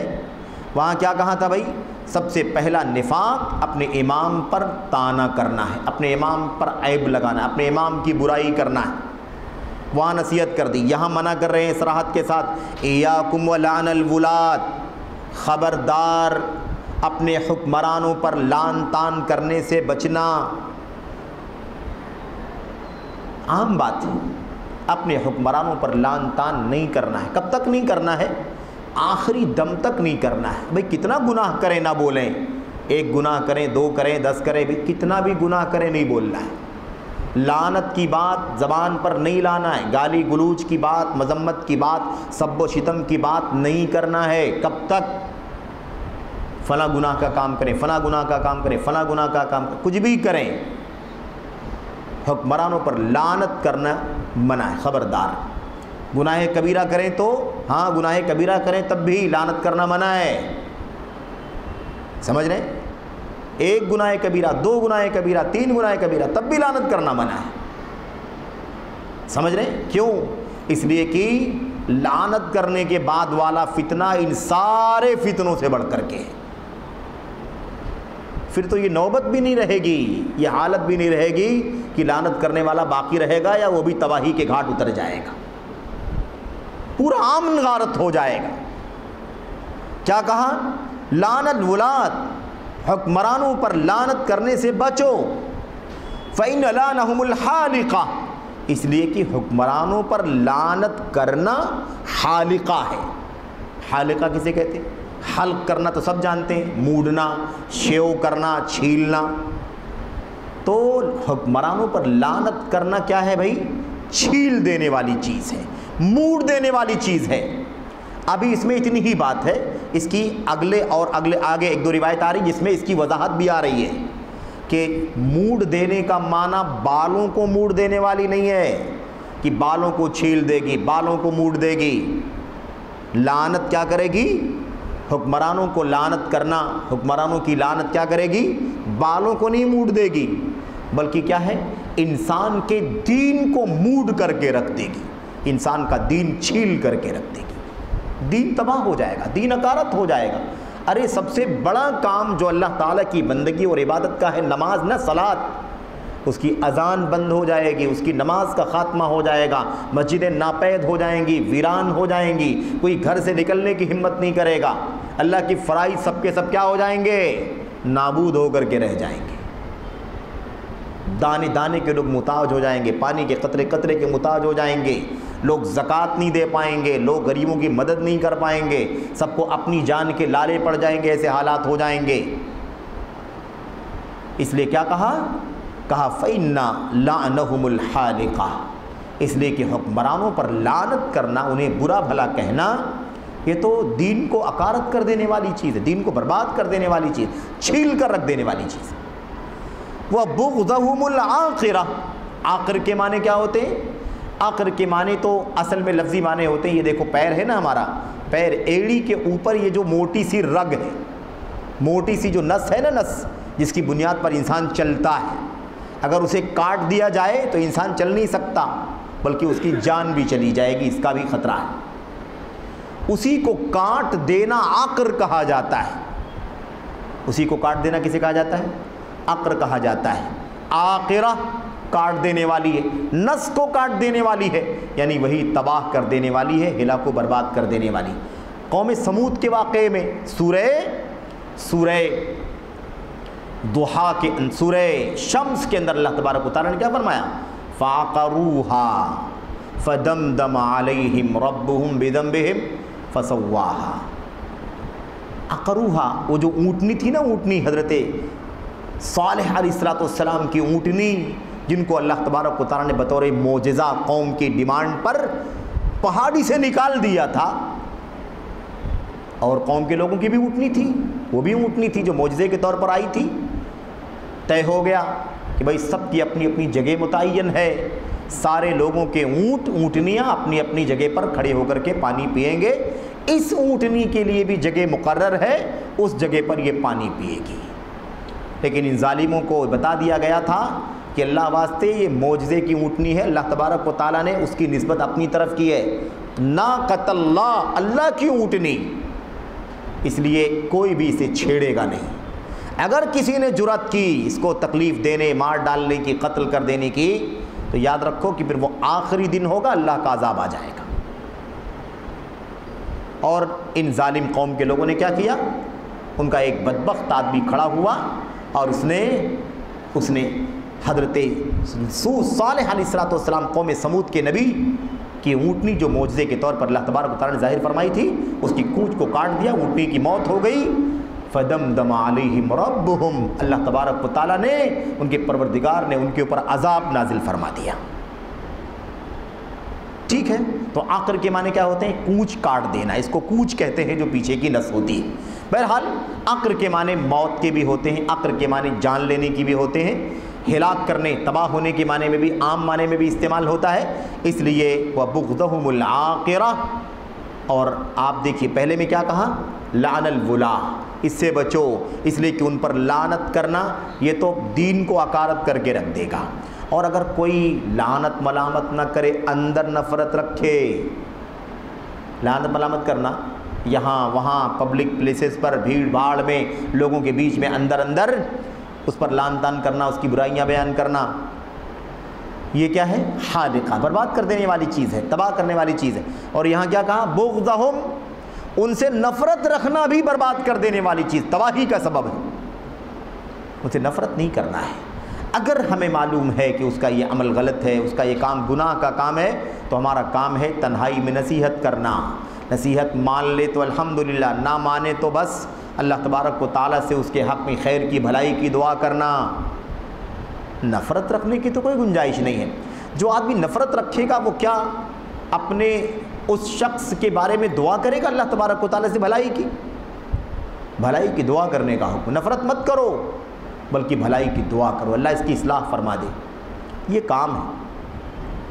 قیلا یا ابا الدرداء، پوچھا گیا، سوال کیا گیا، اے ابو الدرداء فکیف نصنع اذا رأینا منہم ما لا نحب، ٹھیک ہے ہم ادب کرتے ہیں، احترام کرتے ہیں، لعنت ملامت نہیں کرتے ہیں اور ان سے نفرت بھی نہیں رکھتے ہیں، لیکن اگر ایسی چیزیں کرنا شروع کر دے ہمارا حاکم، ہمارا ولی امر، ما لا نحب، اگر ہم ان سے، ان کی جانب سے ایسا کچھ کرتے ہوئے دیکھیں، ما لا نحب، جسے ہم پسند نہ کرتے ہوں، تو یعنی غیر مناسب رویہ، غیر مناسب اسٹینڈ، غیر مناسب فیصلہ ہے نا، ناانصافی، ظلم، زیادتی، ٹھیک ہے، ایسی چیز دیکھیں جو ناپسندیدہ ہے، جسے ہم پسند نہیں کرتے ہیں۔ کوئی بھی برائی ہو سکتی ہے، دین کے اندر جو چیز ممنوع ہے، کوئی بھی چیز، ما لا نحب، جو کچھ ہمیں پسند نہیں ہے، اگر ہم وہ دیکھیں ان لوگوں سے، حکمرانوں سے، تب آپ بتائیے کہ ہمیں کیا کرنا چاہیے۔ یہ سوال آج بھی بہت آتا ہے، بھائی ٹھیک ہے ہم برائی تو نہیں کرتے اور کوئی بات نہیں کرتے، لیکن آدمی فلاں کام کرتا ہے، حد سے تجاوز کرتا ہے، ظلم کر رہا ہے، زیادتی کر رہا ہے، ایسا کر رہا ہے، ویسا کر رہا ہے، اس لیے حالات اچھے نہیں ہیں، اب تو اس کے خلاف بغاوت کا جھنڈا اٹھانا ضروری ہے۔ یہ سوال ابو الدرداء سے کسی نے کر لیا، سوال کرنے والے نے کیا کہا؟ فکیف نصنع، بتائیے تو ہم کیا کریں جب ہم دیکھیں اپنے حکمرانوں کے بارے میں سے کی جانب سے ایسی چیزیں دیکھیں جو اچھی نہیں ہیں، ہمیں پسند نہیں، نامناسب طریقہ ہے، نامناسب رویہ ہے، ظلم ہے، زیادتی ہے، ناانصافی ہے، گناہ ہے، معصیت ہے، نمازوں کو لیٹ کر رہا ہے، شراب پینا ہے وغیرہ، کوئی بھی برائی جو ہمیں پسند نہیں، تو ایسی صورت میں ہم کیا کریں؟ اب یہ بات اچھی طرح سے جان لو کہ یہ پوری ایک ایک لفظ کی وضاحت ہے۔ آج کوئی آدمی بغاوت کے لیے راستہ ہموار کرنے کا کوئی ہیلا بہانہ بنا نہیں سکتا، ہیلا بہانہ نہیں بنا سکتا۔ فرماتے ہیں قال، کیا کہا ابو الدرداء؟ اصبروا، اگر ناگوار چیز دیکھو، نامناسب چیز دیکھو، ناپسندیدہ چیز دیکھو، تو بھی تمہیں کیا کام کرنا ہے؟ تمہارا کام صبر کرنے کا ہے۔ یہ مسئلہ ذمہ داری سمجھنے کا ہے، ہمارا کام کیا ہے، وہ اچھا کریں گے برا کریں گے، ہماری ذمہ داری کیا ہے، کس کی طرف سے؟ اللہ کی طرف سے، اس کے رسول صلی اللہ علیہ وسلم کی طرف سے جس ذمہ داری کو نبی کے صحابہ کرام نے سمجھا اور ہمیں ابو الدرداء نصیحت کر رہے ہیں، تعلیم دے رہے ہیں رضی اللہ تعالیٰ عنہ. پھر اللہ کے نبی صلی اللہ علیہ وسلم نے کیا فرمایا؟ آپ نے کہا ان کی جو ذمہ داری ہے اللہ ان سے پوچھے گا، اور تمہاری جو ذمہ داری ہے اللہ تبارک و تعالیٰ تم سے پوچھے گا. انہیں انصاف کرنا تھا، انہوں نے انصاف نہیں کیا، اللہ پوچھے گا. انہوں نے ظلم کیا، نہیں کرنا تھا، اللہ پوچھے گا. انہوں نے شراب پی، غلط کیا، اللہ ان سے پوچھے گا. انہوں نے فلاں کام گناہ کا کیا، نہیں کرنا چاہیے تھا، اللہ تبارک و تعالیٰ ان سے پوچھے گا. انہوں نے گناہ کا کام کیا، معصیت کا کام کیا، ظلم کا کام کیا، غلط کام کیا، ناپسندیدہ کام کیا. ان ناپسندیدہ کاموں کو سنتے دیکھتے ہوئے، جھیلتے برداشت کرتے ہوئے ہماری ذمہ داری کیا ہے؟ بحیثیت رعایا، بحیثیت محکوم، بحیثیت ملک کے پاپولیشن اور آبادی کے لوگ، ہماری کیا ذمہ داری بنتی ہے؟ اس ذمہ داری کے بارے میں اللہ تبارک و تعالیٰ ہم سے بھی پوچھے گا. ہماری ذمہ داری بغاوت کرنے کی نہیں، ہماری ذمہ داری گالی دینے کی نہیں، ہماری ذمہ داری لان تان کرنے کی نہیں. یہ ہمارے دائرے سے باہر ہے، غلط ہے ہم سے یہ رویہ. ہمارا کام دوسرا ہے، وہ ہے اصبرو، صبر کرو. کیا کرو بھائی؟ صبر کرو. اب اسی صبر کرو کو آج لوگ کہتے ہیں بزدل بن جاؤ. کیا نام دیتے ہیں بھائی؟ بزدلی. ابو الدرداء رضی اللہ تعالیٰ عنہ امت کو بزدل بننے کا حکم دے رہے. ابو الدرداء رضی اللہ تعالیٰ عنہ سوال کے جواب میں وہی سوال جو آپ کرتے ہیں، آج کل کے اخوانی خارجی فکر کے لوگ کرتے ہیں، دنگائی فکر کے لوگ کرتے ہیں، اجرامی فکر کے لوگ کرتے ہیں، حکمرانوں کے خلاف بغاوت کی سوچ رکھنے والے لوگ کرتے ہیں جو سوال، اسی سوال کے جواب میں ابو الدرداء رضی اللہ تعالیٰ عنہ نے کیا کہا تھا؟ اصبرو. ابو الدرداء صبر کا حکم دیتے. آج اگر اسی نقش قدم پر صحابہ کرام کے چل کر اہل الحدیث، خالص سلفی منہج کے حاملین، اہل السنت والجماعت اگر یہ کہیں کہ مسلم حکمرانوں کے خلاف ہے نا لان تان کرنا غلط ہے، ناپسندیدہ چیز ہو تو بھی صبر کرنا واجب ہے، تو آج کل لوگ کیا تانا دیتے ہیں؟ یہ دیکھو ساری قوم کو بزدل بنانے کا حکم دیا جا رہا ہے. بزدل بن جاؤ، برائی دیکھو نہ بولو، گناہ کا کام دیکھو نہ بولو، نصیحت کرو. ان کے بارے میں لوگوں کے ذہنوں کے اندر نفرت کا ماحول پیدا نہ کرو، لوگوں کے دلوں میں انہیں متنفر نہ کرو، لوگوں کے دلوں کو ان کے بارے میں نفرت نہ دلاؤ. تو لوگ کہتے ہیں کہ یہ کیا ہے؟ بزدل بنانے کا کام ہے. میرے بھائیو، یہ اللہ کے نبی صلی اللہ علیہ وسلم کی حدیثوں کا بھی مضمون ہے. اللہ کے نبی نے کتنی بار فرمایا صبر کرو، اور آئے گی بات انشاءاللہ تبارک و تعالیٰ. اللہ کے نبی علیہ السلام کی حدیث نقل کرتے ہوئے صحابی رسول انس بن مالک رضی اللہ تعالیٰ عنہ کے پاس لوگ آ گئے. حجاج کا دور تھا، آئے گا بھی، اور کوئی واقعہ حجاج کے بارے میں آگے غالباً آنے والا بھی ہے. حجاج بن یوسف نے ظلم اور زیادتی کی تاریخ بنائی. بہت سارے ظلم اور زیادتی کے واقعات اس کی سیرت سے جڑے ہوئے ہیں، ہے نا. سفاق لکھا علماء نے اس کو، سفاق یعنی خوریزی کرنے والا. نہ جانے کتنوں کی جان لے لیا. گناہ کبیرہ ہے، جان لینا کیا ہے؟ ناحق گناہ کبیرہ ہے. کافر نہیں ہوتا آدمی، گناہ کبیرہ کا مرتکب ہوتا ہے، اور اگر اس پر حد قائم کر دی جائے، قصاص لے لیا جائے تو کیا ہوگا؟ وہ جرم معاف ہو جائے گا. حجاج بن یوسف نے نہ جانے کتنوں کو قتل کیا. حجاج بن یوسف کے ظلم کی شکایت کرتے ہوئے کچھ لوگ انس بن مالک کے پاس آئے. روایت صحیح مسلم وغیرہ کے اندر موجود ہے. کہتے ہیں ہم لوگ انس بن مالک کے پاس آئے اور کہنے لگے بہت ظلم ہو رہا ہے، حجاج بن یوسف کا ظلم حد سے تجاوز کر چکا ہے، اب تو برداشت سے باہر ہو گیا. تو انس بن مالک نے کیا جواب دیا تھا؟ اصبرو، صبر سے کام لو، صبر سے کام لو. اللہ کی قسم جس کے ہاتھ میں میری جان ہے، اللہ کی قسم جس کے ہاتھ میں میری جان ہے، لا یأتیکم یوم الا والذی بعدہ شر منہ. جو بھی آنے والا دن ہے، آگے جو بھی آنے والا دن ہے، پہلے والے دن سے کئی گنا برا ہوگا. یہ جو ظلم کی شکایت کرنے کے لیے آئے ہو نا، بہت تکلیف کی بات ہے، لیکن صبر کرو کیونکہ ابھی یہ ٹھیک ہے، کل جو دن آنے والا ہے وہ اس سے بدتر ہوگا، پرسوں والا اس سے بدتر ہوگا، اس کے بعد والا اس کے پہلے والے سے بدتر ہوگا۔ تو لا یاتیکم یوم الا والذی بعدہ شر من، جو بھی دن تمہارے پاس آ رہے ہیں بعد والا دن اس سے کہیں زیادہ بدتر ہوگا۔ تو صبر کا حکم تو نبی کریم صلی اللہ علیہ وسلم نے دیا ہے۔ انس بن مالک نے کیا جواب دیا تھا؟ صبر کرو صبر کرو۔ خود اپنی بات نہیں بیان فرمائی تھی صبر کرو، بلکہ کیا کہا تھا؟ صبر کرو اس لیے کہ میں نے تمہارے نبی صلی اللہ علیہ وسلم کو فرماتے ہوئے سنا ہے۔ سمعت نبیکم صلی اللہ علیہ وسلم، میں نے تمہارے نبی صلی اللہ علیہ وسلم کو یہ کہتے ہوئے سنا ہے، کوئی دن ایسا نہیں آئے گا جو آنے والے دن سے کوئی ایسا دن نہیں آئے گا جس کے بعد والا دن، جس کے بعد آنے والا دن پہلے والے سے زیادہ بدتر ہوگا۔ ہر دن پہلے والے سے بدتر ہوگا، ہر دن۔ آج بہت برا ہے لیکن کل والا اس سے برا ہوگا، کل جب آ جائے گا بہت برا ہے، اس کے بعد آنے والا اس سے برا ہوگا۔ یہ بات ہمارے سامنے انس بن مالک رضی اللہ تعالیٰ عنہ نے نبی کریم صلی اللہ علیہ وسلم کی حدیث میں بیان فرمایا۔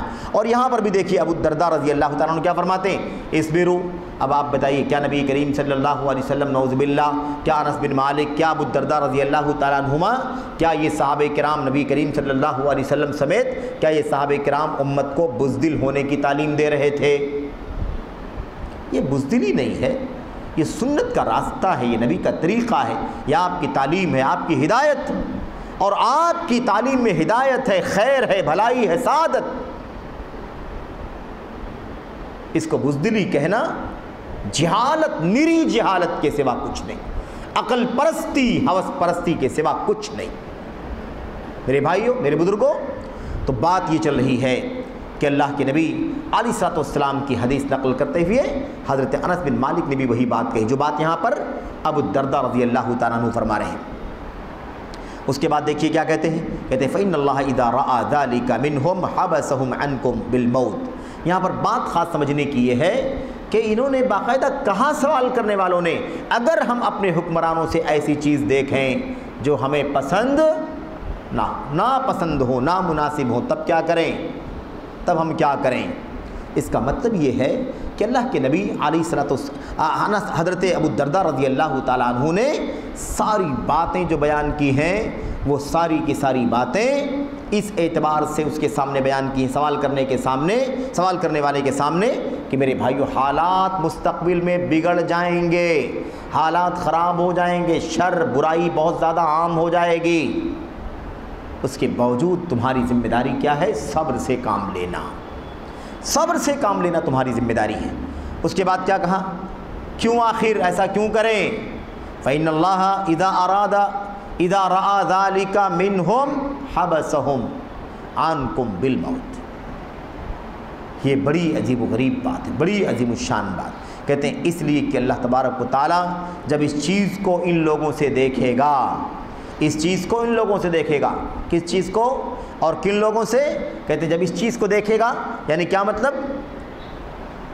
اللہ تبارک و تعالیٰ جب دیکھے گا کہ ظالم حاکم ظالم ظلم کر رہا ہے اور یہ ظلم کے باوجود بھی کیا کر رہے ہیں؟ اس پر صبر کر رہے ہیں۔ حَبَسَهُمْ عَنْكُمْ بِالْمَوْتِ، تو اللہ تبارک و تعالیٰ ان لوگوں کو تم سے روک دے گا موت کے ذریعے سے، موت کے ذریعے سے اللہ تبارک و تعالیٰ ان لوگوں کو، ان ظالموں کو کیا کرے گا؟ تم سے روک دے گا۔ یعنی کیا مطلب؟ اللہ تبارک و تعالیٰ اگر تم نے اللہ کے دین اور نبی کی تعلیمات پر عمل کیا اور حکمرانوں کو گالی گلوچ نہ دیا، برا بھلا نہ کہا، لعنت ملامت نہ کی، بلکہ آسانی کے ساتھ لعنت ملامت نہ کی، بلکہ جب تم نے بھی کوئی عیب، جب بھی تم نے ان سے کوئی ایسی چیز دیکھی جو نامناسب تھی تو بھی تم نے کیا کیا بھائی؟ تم نے صبر کر لیا اور اللہ تبارک و تعالیٰ کے، اللہ کے نبی صلی اللہ علیہ وسلم کی بے شمار حدیثوں پر عمل کرنے والے بن گئے اور سب کچھ صبر کر کے خندہ پیشانی کے ساتھ برداشت کر لیا، تو اس کے بعد کیا ہوگا؟ اللہ تبارک و تعالیٰ کی طرف سے مدد اور نصرت آ جائے گی۔ مدد نصرت آ جائے گی۔ وہ کیا ہوگا؟ اگر واقعی ظلم کرنے والا ہے، ظالم ہے اور بہت کچھ ہڑپ غبن کرنے والا ہے یا اور دیگر منکرات ہیں اس کے یہاں، تو کیا ہے بھائی؟ اللہ کے نبی ابو الدرداء رضی اللہ تعالیٰ عنہ نے فرمایا جب اللہ تبارک و تعالیٰ حکمرانوں کی جانب سے ایسا رویہ دیکھے گا نا کہ حکمران تمہارے ساتھ ایسا کر رہے ہیں، غیر مناسب کام کر رہے ہیں اور تم صبر کیے جا رہے ہو، تو اس کا فائدہ کیا ہوگا؟ اللہ تبارک و تعالیٰ ان حکمرانوں کو تم سے روک دے گا، ان حکمرانوں کو تم سے روک دے گا، یعنی یہ حکمران تم پر قابو نہیں پا سکیں گے۔ حبسہم عنکم، ان کو روک لے گا تم سے بالموت، موت کے ذریعے سے، موت کے ذریعے سے اللہ تبارک و تعالیٰ کیا کرے گا؟ ان حکمرانوں کو تم سے بعد رکھے گا، دور رکھے گا۔ یہ بہت ہی صاف اور صریح روایت ہے۔ اب اس کا معنی یہ بھی ہو سکتا ہے کہ حکمران کو اللہ تبارک و تعالیٰ موت دے دے گا اور تم ظلم سے بچ جاؤ گے، یا اللہ تبارک و تعالیٰ تم کو فتنے سے پہلے دنیا سے اٹھا لے گا اور تم اس عذاب سے، اس مار پیٹ سے، اس کیا ہے، اس ظلم اور زیادتی سے اپنے آپ کو بچا لے جاؤ گے۔ یہ ہے اللہ کے نبی علیہ الصلوۃ والسلام کے صحابی حضرت ابو الدرداء رضی اللہ تعالیٰ عنہ کا یہ قول اور یہ فرمان۔ اس کا اندازہ لگاؤ کہ کتنا قیمتی ہے یہ فرمان۔ اچھا، تو اب یہاں پر اس سے بھی آپ عبرت حاصل کر سکتے ہیں، نصیحت حاصل کر سکتے ہیں۔ اتنے سارے فتنے کے دائی، فتنے کے خطبہ، اکسانے بھڑکانے والے عربی میں، اردو میں، عرب میں، عجم میں لوگ اس کام پر لگے ہوئے ہیں۔ آپ اس بات کو سمجھیں کہ ان لوگوں کا جو رویہ ہے وہ کیا بالکل اسی حدیث کے مطابق نہیں ہے؟ ان کا رویہ بالکل کیسا ہے؟ اسی حدیث کے مطابق ہے کہ اگر ہم کوئی چیز ناپسند کریں تو پھر ہمیں کیا کرنا چاہیے؟ تو کہا صبر کرو۔ پتہ یہ چلا کہ حکمرانوں سے ظلم ہوگا، برائیاں ہوں گی، ناانصافیاں ہوں گی، لیکن اس کے باوجود بھی ہمیں کیا کرنا ہے؟ ہمیں صبر سے کام لینا ہے۔ اور یہ صبر ہے میرے بھائی، بزدلی نہیں ہے۔ اس کو بزدلی کہتے ہیں۔ قرآن و سنت کے دلیلوں کے مطابق کوئی کام کرے تو اس کو کیا کہتے ہیں؟ اس کو کہتے ہیں بزدلی کرتا ہے۔ اور جو دنگا کرے، فساد کرے، نہ جانے کتنی جانوں کو نقصان پہنچائے، مال کو نقصان پہنچائے، آبرو کو نقصان پہنچائے، اس کو لوگ بہادر اور شجاع کہتے ہیں، مرد مجاہد کہتے ہیں۔ یہ دیکھو یہ کردار انجام دے دیا، فلاں سے ٹکر لے لیا، فلاں کے خلاف کھڑا ہو گیا۔ یہ ہے میرے بھائیوں عام طور پر جہلا کا رویہ اور ان کا طور طریقہ۔ بہرحال یہ بات ہو گئی۔ اس کے بعد دیکھیے حضرت زبرقان بن عبداللہ اسدی رحمۃ اللہ علیہ فرماتے ہیں، یہ بھی دیکھیے ہم نے کب اس پر عمل کیا ہے میرے بھائیوں؟ خارجیت کی فکر رکھنے والے، اخوانیت کی، مودودیت کی، بنائیت کی، قطبیت کی سوچ رکھنے والوں نے، اس مسلمانوں کے حکمرانوں کے خلاف دنگے اور فساد کی بات کرنے والوں نے یہ بات میرے بھائیوں کبھی کیا سوچا ہے؟ کبھی یہ بات پڑھا ہے؟ کبھی یہ بات کبھی ذہن میں لائی ہے؟ جو یہ بات یہاں پر بیان کی جا رہی ہے، دیکھیں بیان کرتے ہیں کون؟ بیان کرتے ہیں زبرقان بن عبداللہ اسدی۔ زبرقان بن عبداللہ اسدی یہ بیان کرتے ہیں کنت عند ابی وائل، میں ابو وائل کے پاس تھا۔ ابو وائل کنیت ہے، ان کا نام ہے شقیق بن سلمہ۔ شقیق بن سلمہ نامی یہ تابعی ہیں، کہتے ہیں میں ابو وائل شقیق بن سلمہ رحمۃ اللہ علیہ کے پاس تھا۔ کہتے ہیں فجعلت اسب الحجاج، فجعلت اسب الحجاج، کہتے ہیں میں شقیق بن سلمہ کے پاس تھا، حجاج کا تذکرہ آیا، حجاج بن یوسف کا، تو میں نے کیا کیا؟ میں نے اس کو برا بھلا کہنا، گالی گلوچ دینا شروع کر دیا۔ میں نے اس کو حجاج کو گالی گلوچ دینا شروع کر دیا۔ وَأَذْكُرُ مُسَاوِيَهُ، اور میں اس کی برائیاں ذکر کرنے لگا، حجاج ایسا ہے، حجاج ایسا ہے، اس پر لعنت ہو، اس پر مذمت ہو، اس کی برائی ہو، حجاج نے ایسا کیا، حجاج نے، ہے نا، اس طرح کی باتیں۔ کہتے ہیں کہ میں اس کی برائی، برا بھلا کہنے لگا اور اس کی برائیوں کا ذکر کرنے لگا۔ قالا، کہا، کس نے کہا بھائی؟ انہوں نے کہا، کس نے کہا؟ ابو وائل شقیق بن سلمہ نے کہا۔ ابو وائل شقیق بن سلمہ نے کیا کہا؟ بڑا پیارا جملہ ہے، بڑی عظیم الشان نصیحت ہے اور صحیح سند کے ساتھ موجود ہے۔ ابو وائل شقیق بن سلمہ نے جواب دیا فجعلت اسب الحجاج، فجعلت اسب الحجاج، میں حجاج کو گالی دینے لگا، واذکر مساویہ، برائیاں کرنے لگا۔ قال لا تسبہ، اللہ اکبر، یہ دیکھو کیا کیا انہوں نے، سلف کے امام ہیں، سلف کے امام ہیں، تابعی ہیں، کون؟ شقیق بن سلمہ ابو وائل کہتے ہیں میں نے کیا کہا بھائی؟ میں نے کہا لا تسبہ، برا بھلا، انہوں نے کہا لا تسبہ، برا بھلا نہ کہو، حجاج ظلم ضرور کر رہا ہے لیکن تمہارے لیے اس کو برا بھلا کہنا جائز، اس کو برا بھلا کہنا جائز نہیں ہے۔ وما یدریک، دیکھو عذر تلاش کرنا چاہیے نا، اپنے حکمرانوں کے بارے میں کیا تلاش کرنا چاہیے؟ عذر تلاش کرنا چاہیے۔ اگر کوئی غلطی بھی ہو جائے تو بھی کیا کرنا چاہیے؟ عذر تلاش کرنا ہے۔ ہو سکتا ہے کوئی وجہ رہی ہوگی، کوئی کام رہا ہوگا، کوئی مصلحت رہی ہوگی، کوئی معاملہ رہا ہوگا، ہمیں اس کا علم نہیں ہے، اس طرح سے معذرت سمجھ لینی چاہیے اس کی۔ کیا کہا بھائی؟ دیکھیے، کہا وما یدریک لعلہ قال، تمہیں کیا معلوم شاید انہوں نے کہا ہو، انہیں کیا معلوم؟ کیا کہا؟ وما یدریک، تمہیں کیا معلوم؟ تمہیں کچھ نہیں معلوم۔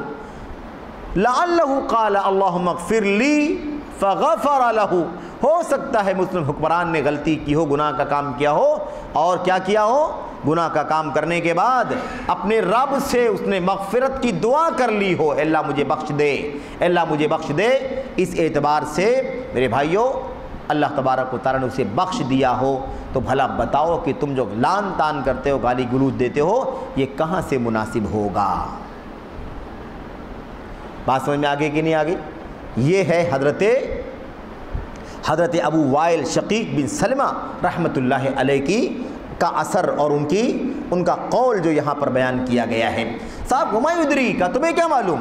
تمہیں نہیں معلوم، شاید ایسا ہوا ہو کہ انہوں نے گناہ کا کام کیا، معصیت کا کام کیا، گالی گلوچ تم دے رہے ہو انہیں، لیکن یاد رکھو ایسا بہت ممکن ہے کہ اس نے موت سے پہلے کہہ دیا ہو اللہم اغفر لی، جیتے جی کہتا ہو، صبح و شام کہتا ہو اللہ مجھے بخش دے، فغفر لہ، اور اللہ تبارک و تعالیٰ نے اس کی دعا سن لی ہو اور اسے بخش دیا۔ آپ بتائیے کسی کو اللہ تعالیٰ بخش دیا ہو اور ہم کیا کریں؟ ان پر لان تان کرنا شروع کر دیں، ان کی برائی کرنا شروع کر دیں، ان کی عیب جوئی کرنا شروع کر دیں۔ صاف لفظوں میں کہتے ہیں وما یدریک لعلہ قال اللہم اغفر لی فغفر لہ، ہو سکتا ہے اس نے میرے بھائیوں بخش دیا، کہا مجھے بخش دے، اور اللہ تبارک و تعالیٰ نے بخش دیا، مغفرت ہو گئی اس کی۔ تو اگر اس نے مغفرت حاصل کر لی ہو، معافی حاصل کر لی ہو، اللہ تبارک و تعالیٰ کے یہاں بلند درجات حاصل کر لیا ہو، تو پھر میں سمجھتا ہوں میرے بھائیوں کیا کہتے ہیں، ہمارے لیے کہنا کہاں سے درست ہوگا؟ اللہ نے بخش دیا ہے، تو لعنت کر رہا ہے، گالیاں دے رہا ہے اسے۔ میرے بھائیوں کوئی جانتا ہے کہ محمد بن سلمان اور ان کے والد سلمان بن عبدالعزیز جو بادشاہ ہیں، یہ اللہ تبارک و تعالیٰ سے کیا مناجات کرتے ہیں؟ کیا آخر رات کے آخری پہر میں اللہ تبارک و تعالیٰ سے کیسے لو لگاتے ہیں، کیسے دل لگاتے ہیں، کیسے اللہ تبارک و تعالیٰ سے معافی کا سوال کرتے ہیں، کیسے اللہ تبارک و تعالیٰ سے اپنی کوتاہیوں کی بخشش کا سوال کرتے ہیں؟ کیا کوئی جانتا ہے؟ کیوں نہیں سمجھ لیتے کہ وہ اللہ والے ہیں؟ اگر گناہ کا کام بھی کر دیا ہوگا تو رات کی تنہائی میں اللہ سے رو کر کے معافی مانگا ہوگا اگر، تو ہمارا یہ جرم کتنا بڑا ہو جائے گا، ہو سکتا ہے اللہ تبارک و تعالیٰ سے بخشش کی دعا کر لی ہو، اللہ تبارک و تعالیٰ نے اسے معاف کر دیا ہو۔ یہ چیز میرے بھائیوں بہت بنیادی ہے۔ اس لیے ہمیں اس حدیث کے اس اثر کے اندر کیا معلوم پڑا؟ اس اثر کے اندر ایک اور ایک اضافی چیز معلوم پڑی۔ وہ اضافی چیز کیا ہے؟ وہ اضافی چیز ہے کہ ہمیں حسن ظن رکھنے کی ضرورت ہے۔ حکمرانوں کے بارے میں کیا کرنا ہے؟ حسن ظن رکھنا، ہاں اچھا سوچنا، برا نہیں سوچنا، اچھا سوچنا۔ اگر اچھا میرے بھائیوں گمان رکھیں گے تو نفرتیں کم ہوں گی، دشمنیاں کم ہوں گی۔ اور اگر ہم کیا کریں گے؟ اگر ہم مثال کے طور پر ہم اچھا گمان نہیں رکھیں گے، برائیاں ہی برائیاں کریں گے، عیب لگائیں گے، تانا زنی کریں گے، تو اس کا مطلب یہ ہوگا کہ ہم کیا کریں گے میرے بھائیوں؟ اس سے برگشتہ ہو جائیں گے، دور ہو جائیں گے، اور نتیجہ یہ ہوگا کہ ہم نے میرے بھائیوں ایسا قدم اٹھا لیا جس کی وجہ سے ہم سبب بن گئے مسلمانوں میں تباہی پیدا کرنے کی۔ اور یہ بات بڑی عظیم الشان ہے، بڑی عظیم الشان۔ تو اللہ کے میرے بھائیوں بندو، دنیا کے اندر جتنے بھی لوگ اس طرح کی فرقوں سے اپنے آپ کو جوڑے ہوئے ہو، چاہے وہ میرے بھائیوں میرے بزرگوں کہ کوئی بھی فرقہ ہو سکتا ہے، کوئی بھی نظریہ والا ہو سکتا ہے، خارجیت کا راستہ اختیار کرنے والا ہو سکتا ہے، خارجیوں کی راہ میں، خارجیوں کی فکر میں ملوث ہونے والا ہو سکتا ہے۔ اس طرح کے سارے لوگ جتنے بھی لوگ ہیں، اللہ تبارک و تعالیٰ سے ہمیں اور آپ کو توفیق مانگنی چاہیے کہ ہم اپنے حکمرانوں کے خلاف، میرے بھائیوں، اپنے حکمرانوں کے خلاف حسن ظن رکھیں۔ اللہ تعالیٰ سے معافی مانگ لیا ہوگا، گناہ کیا ہے لیکن اللہ سے معافی مانگ لیا ہوگا۔ اب یہ کام کرنا اچھا نہیں ہے کہ ہم کیا کریں، ہم معافی مانگنے کے بعد اس کے بارے میں یہ کہیں کہ وہ لعنتی ہے، اس پر اللہ کی لعنت ہو، گالی دیں، گالی گلوچ کریں، برا بھلا کہیں۔ یہ ہمارے ولی امر کے، میرے بھائی، ہمارے لیے زیب نہیں دیتا کہ ہم ولی امر کے سلسلے میں اس قسم کی کوئی بھی بات کریں۔ اچھا، یہ دیکھیے اس میں ایک اضافی بات کیا آ گئی، باقاعدہ حسن ظن رکھنے کا حکم ہو سکتا ہے گناہ کا کام کیا، اتنے سارے گناہوں کا کام کیا، لیکن توبہ بھی تو کرتے ہیں، وہ توبہ بھی کرتے ہیں۔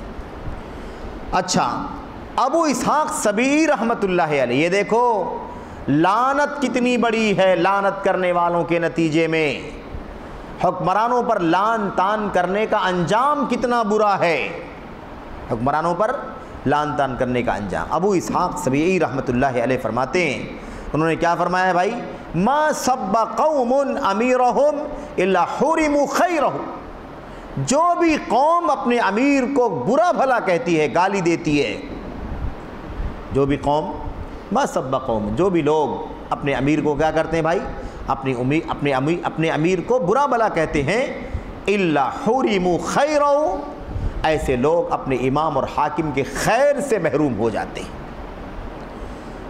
سارا کا سارا برائی ہی کا خزانہ نہیں ہے، یہ حکمران نیکیاں بھی تو کرتے ہیں کہ نہیں کرتے ہیں، نیکیاں کرتے ہیں، برائیاں کرتے ہیں، نیکیوں کو لکھنے کے لیے، برائیوں کا جائزہ لینے کے لیے یہ کام کیا جاتا ہے، لیکن یاد رکھیں ہمارا کام کیا ہے، ہمارا کام یہ ہے کہ اگر ہم گالی دیں گے، برا بھلا کہیں گے اپنے امیر کو، اس میں کوئی شک نہیں ہے کہ اس امیر سے جو خیر ہے، اس خیر سے کیا ہو جائیں گے، ہم محروم ہو جائیں گے۔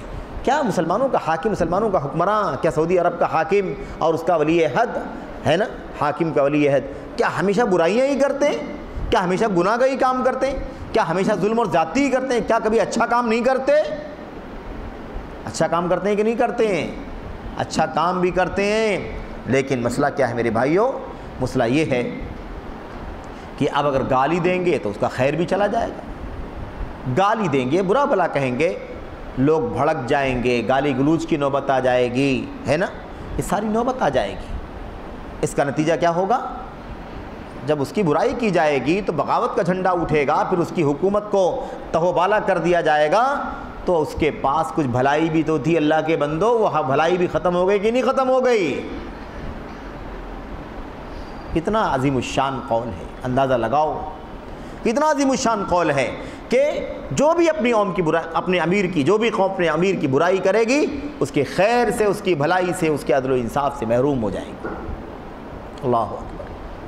اس لیے کبھی بھی بغاوت کا انجام، اکسانے بھڑکانے کا انجام اچھا کسی بھی تاریخ کے کسی بھی دور میں نہیں ہوا ہے۔ تو یہ بات بہت اچھی طرح سے ہمیں اور آپ کو جان لینے کی ضرورت ہے۔ تو جو بھی قوم اپنے امیر کی عزت کرتی ہے، جو بھی قوم اپنے امیر کو بلا بھلا کہتی ہے، حرموا خیرہ، اس کی بھلائی سے محروم ہو جاتی ہے۔ جو بھلائی ملتی تھی وہ بھی نہیں ملے گی بھائی، جو بھلائی ملتی تھی وہ بھی نہیں ملے گی، ختم ہو جائے گی۔ اور اس کے بعد اخیر میں ایک قول اور پڑھ لیتے ہیں، ابو مجلس رحمۃ اللہ علیہ، ان کا قول دیکھیں کتنی قیمتی ہے۔ ہم نے آپ سے عرض کیا تھا اس سے پہلے ابو الدرداء رضی اللہ تعالیٰ عنہ کے قول کے بارے میں کہ ابو الدرداء کا قول جو ہے نا، ہی الحالقہ، حالقہ، حکمرانوں کو، مسلمانوں کے حکمرانوں کو برا بھلا کہنا، گالی گلوچ دینا، یہ کیا ہے، یہ کیا ہے میرے بھائیوں؟ اس بات کو سمجھیں، ان کو گالی دینے کا انجام کیا ہے؟ حالقہ، موڑ دینے والی چیز ہے، چھیل دینے والی چیز ہے۔ باقاعدہ میرے بھائیوں اس ابو بجلس رحمۃ اللہ علیہ کے قول میں اس قول کا معنی سمجھایا گیا ہے۔ اس قول کا معنی، اس قول میں کیا بات آئی تھی؟ اتنی سی بات آئی تھی کہ جو آدمی لعنت کرے گا وہ ہلاک ہو جائے گا، اور جو نفرت رکھے گا وہ کیا ہوگا؟ وہ بھی، جو نفرت رکھے گا اس کا انجام بھی عاقرہ ہوگا۔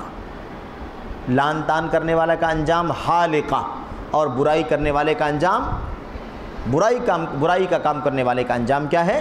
العاقرہ، ہلاکت اور بربادی۔ تو یہاں پر بات سمجھنے کی ہے، اس اثر کے اندر یہ بتلایا جا رہا ہے کہ الحالقہ کا معنی کیا ہے، اور ایسے ہی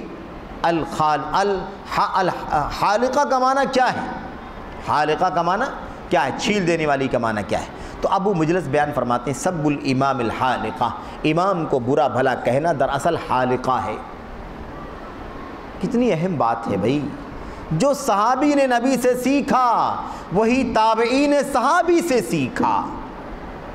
سارے ایک ہی ترتیب پر آ رہے ہیں کہ نہیں آ رہے ہیں؟ ایک ہی ترتیب کے اوپر۔ یاد رکھیں یہ بات کہی دی گئی بڑی صراحت کے ساتھ کہ امام کو برا بھلا کہنا یہ دین کو برباد کر دینے والی چیز ہے۔ لا اقول، ابو الدرداء کہتے ہیں میں یہ نہیں کہتا حالقۃ الشعر، حالقۃ الشعر یہ نہیں کہتا، بلکہ ولیکن حالقۃ الدین، جو چیز موڑ دیتی ہے وہ بال نہیں ہے، بال موڑ دیتی ہے یہ مسئلہ نہیں ہے۔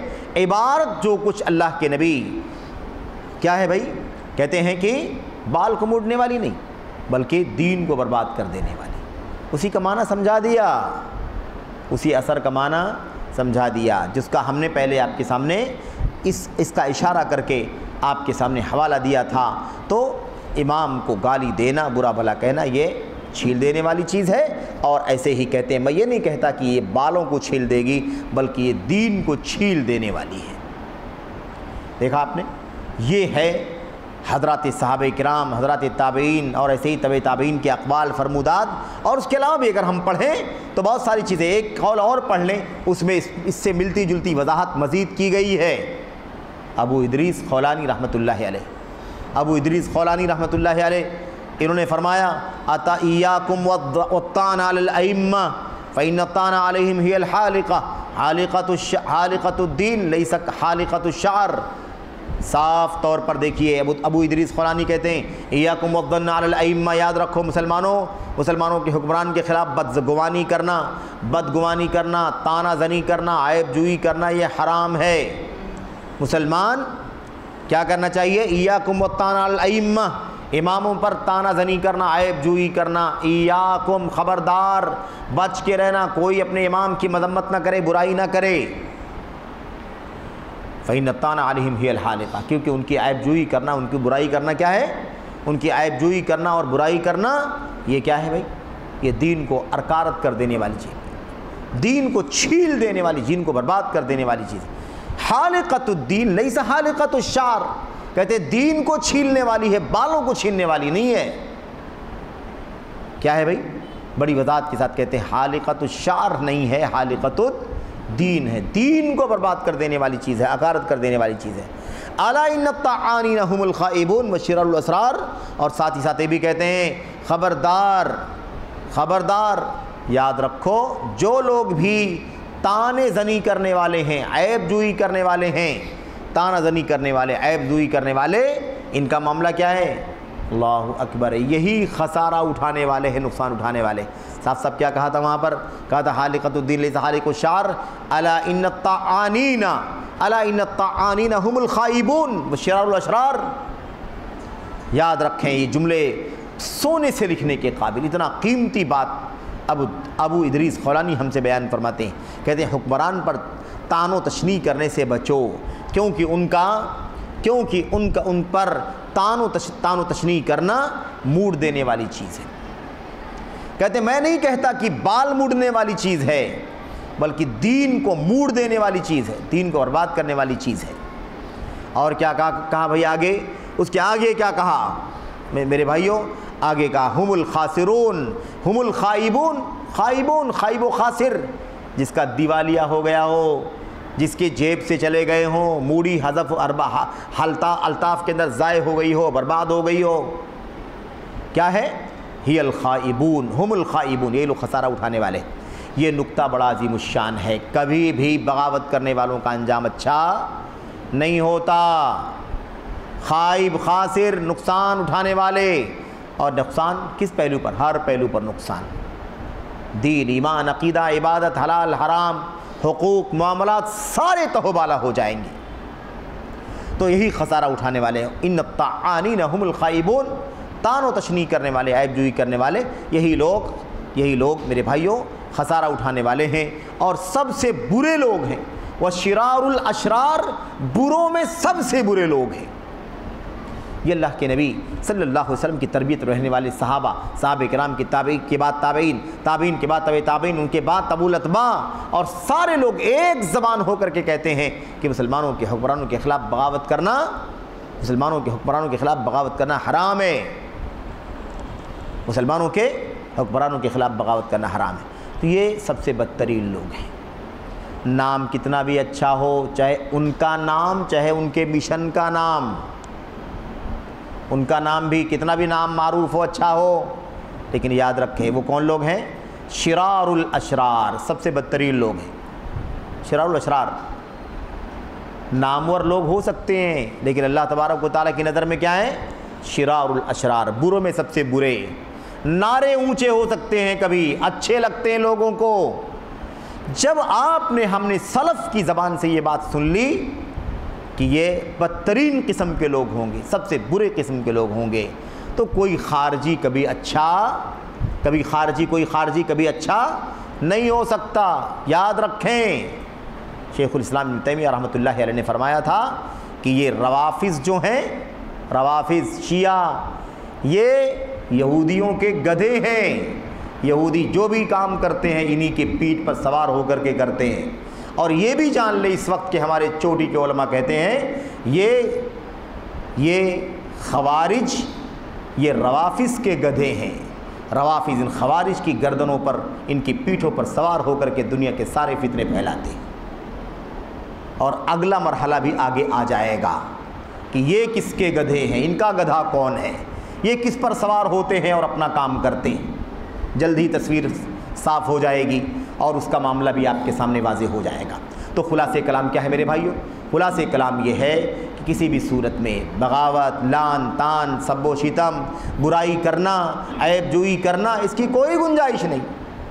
اللہ کے نبی علیہ السلام کی حدیثیں، صحابہ کرام کے آثار، اور یہ سلف صالحین کے، صحابہ کرام کے بعد کے لوگ، تابعین، تبع تابعین اور ائمہ دین، یہ سب کے سب ایک زبان ہیں، متفق ہیں اسی پر۔ یاد رکھیں یہی تو ہمارے اسلاف ہیں۔ یہی کون ہے؟ یہی ہمارے اسلاف ہیں۔ لیکن افسوس اس بات کا ہے کہ سلفیت کی بات کرنے والے بھی کتنے لوگ ہیں جو ان باتوں کو نہیں سمجھتے، پھر صرف اور صرف جذبات، اس کے علاوہ کیا کہتے ہیں وہ، ہے نا، نفرتیں، دشمنیاں، عداوتیں، لوگوں کے دنیاوی سوچ کے مطابق فیصلے کرتے ہیں۔ جیسے جمہوری ملکوں میں، ڈیموکریسیوں میں حکمرانوں کے خلاف لوگوں کی زبانیں آزاد رہتی ہیں نا، ایسے ہی یہ سمجھتے ہیں کہ مسلمانوں کے حکمران کے خلاف بھی سارے لوگوں کی زبانیں آزاد ہیں، جس کی زبان پر جو آئے وہ مسلم حکمرانوں کے خلاف اپنی زبان کھول سکتا ہے۔ اس کا مطلب کوئی یہ بھی نہ سمجھے کہ جمہوری ممالک کے اندر جو جیسی چاہے زبان کھول سکتا ہے۔ میرے بھائیوں، یہ جمہوری نظام کا ایک شق تو ہے، یہ اس کا حصہ ضرور ہے، لیکن اگر جمہوری نظام سے باہر نکل کر کے آپ اسلامی تعلیمات اور ہدایات کو پڑھ لیں، سمجھ لیں، تو آپ کو یہ اسلامی تعلیمات اور ہدایات اس نقطے پر بھی رہنمائی کرتی ہوئی ملیں گی کہ اسلامی نظام نہ ہو، جمہوری ملک ہو، تب بھی ایک مسلمان کبھی اپنی زبان کو گندی نہیں کرتا، کسی حکمران کو گالی دے کر کے، لعنت مرامت کر کے، گری ہوئی زبان استعمال کر کے، بلکہ ہر ایک قابل احترام ہے اپنے اپنے منصب پر ہر ایک قابل احترام ہے۔